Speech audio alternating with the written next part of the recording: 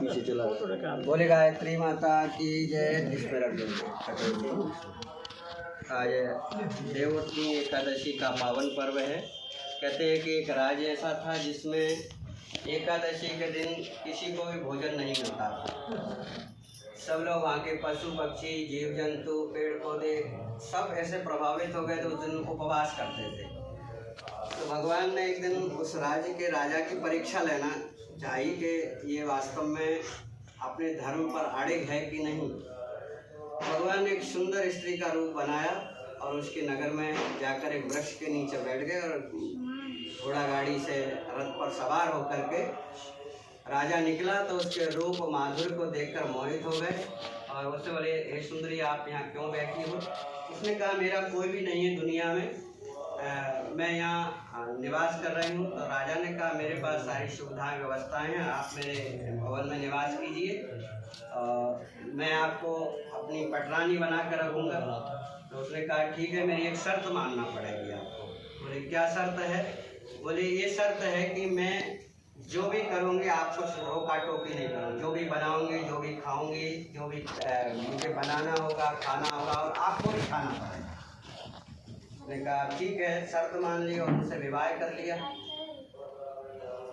एकादशी दूसरे दिन पड़ने वाली थी तो उस एकादशी के दिन उस राज्य में कोई अन्न भी बेचा नहीं जाता था। अन्न पर भी बिक्री पर बंद था कि कोई भी अन्न ना खरीदेगा ना बेचेगा, अन्न का कोई भाव नहीं रहेगा, खाली फलाहारी किया जाएगा। तो देखा दूसरे दिन एकादशी थी तो रानी ने बहुत कुछ फलाहार बनाए, बहुत कुछ पकवान बनाए, भोजन बनाया और ऐसे अवक्ष पदार्थ भी बनाए जो खाने लायक नहीं थे। भोजन की बात दूर है, लेकिन कुछ ऐसे भोजन बनाया जो बिल्कुल भी उपवास व्रत और भगवान की पूजा में वर्जित होता है। उसने कहा, राजा के सामने परोसा गया। उन्होंने कहा, तुम्हें पता नहीं आज तो एकादशी है और देव प्रबोधनी एकादशी है, इस दिन तो हमारे यहाँ हमारे पशु पक्षी तक भोजन नहीं करते, आपने ये क्या किया? तो उन्होंने कहा कि आपने व्रत वचन दिया था मुझे कि मैं जो भी बनाऊंगी वो खाना पड़ेगा और मैंने आपसे वचन लिया था कि आपका जो ज्येष्ठ पुत्र है, बड़ी रानी का पुत्र, उसकी गर्दन काटना पड़ेगा। राजा धर्म संकट में पड़ गया, अब क्या किया जाए? तो अपनी बड़ी रानी को बताया कि मैं बड़े धर्म संकट में पड़ गया हूँ कि अपने उस रानी की यदि बात नहीं मानता हूँ तो मेरा पुत्र मारा जाता है, उसकी गर्दन मुझे ही काटना पड़ेगी। और यदि मैं भोजन ग्रहण करता हूँ, मेरा एकादशी का वर्षों से जो चला रहा व्रत खंडित होता है, मैं धर्म संकट में पड़ गया, तुम मेरा समाधान करो। तो बोले, मैं तुम्हारी धर्म पत्नी हूँ और मैं आज्ञा देती हूँ कि सबसे बड़ा धर्म होता है, सब छूट जाए जीवन में लेकिन धर्म नहीं छूटना चाहिए। यदि बच्चे का सिर कटता तो कट जाने दो, बच्चा तो संतान फिर आ जाएगी, लेकिन धर्म एक बार छूट गया तो फिर धर्म आने वाला नहीं है। तो उसने इस बात को देख करके बड़ी रानी रोने लगी। तो पुत्र आया तो अपनी माँ को रोता हुआ देख करके विनम्रता के साथ पूछने लगा, माँ आप रो क्यों रही हो, आपकी आंखों में आंसू क्यों हैं? उन्होंने सारी बात बताई। बेटा ऐसी बात है, तो बोले, मैं आपका धर्म पुत्र हूँ माँ के लिए यदि पुत्र को कुछ भी बलिदान देना पड़े, माँ की आंख में आंसू नहीं आना चाहिए, माँ के जीवन में संकट नहीं आना चाहिए, पुत्र का धर्म होता है। तो मैं अपना शीश कटाने के लिए तैयार हूँ।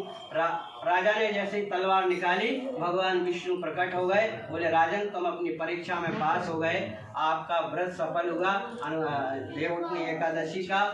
जब भी हम कोई अच्छा कार्य करते हैं तो कोई ना कोई बाधा परेशानी जरूर आ जाती है। भोजन का व्रत लेंगे कि आज हमें भोजन नहीं करना है तो कहीं ना कहीं से रसगुल्ला आ जाएगा खाने के लिए कि हमारा व्रत भंग हो जाए, है ना?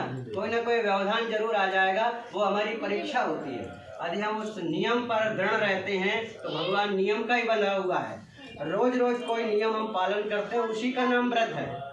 व्रत केवल भोजन छोड़ देने का नाम नहीं है, किसी अच्छे कार्य को जीवन भर तक उसका निर्वहन करते रहना, किसी भी संकट परेशानी में नहीं छोड़ना, उसी का नाम व्रत है। और भगवान इसके लिए बार बार परीक्षा करते हैं। लोग कहते हैं हम इतनी पूजा पाठ करते हैं, व्रत उपवास करते, तभी भगवान हमारी परीक्षा क्यों लेता है? परीक्षा नहीं दी जाएगी तो बच्चे का एग्जाम का पता कैसे चलेगा कितने नंबर से पास हुआ है, कितने % बना है? तो परीक्षा उसी की होगी जो पढ़ाई करेगा, जो कुछ करेगा उसी की परीक्षा होगी। और इसके बाद में इतना कुछ मिलता है, भगवान इतना कुछ देते हैं, पर संभलता नहीं। व्रत और अनुष्ठान और नियमों के बंधनों से भगवान बंधा हुआ है, और भक्त जो चाहे वो भगवान से करा सकता है। इसलिए कोई ना कोई व्रत पर्व ये लेकर के आते हैं, हमें जीवन में कोई ना कोई नियमों का पालन अवश्य करना चाहिए। इसी श्रद्धा भावना के साथ ये देवों की एकादशी का व्रत पर्व आया है। हम भी अपने जीवन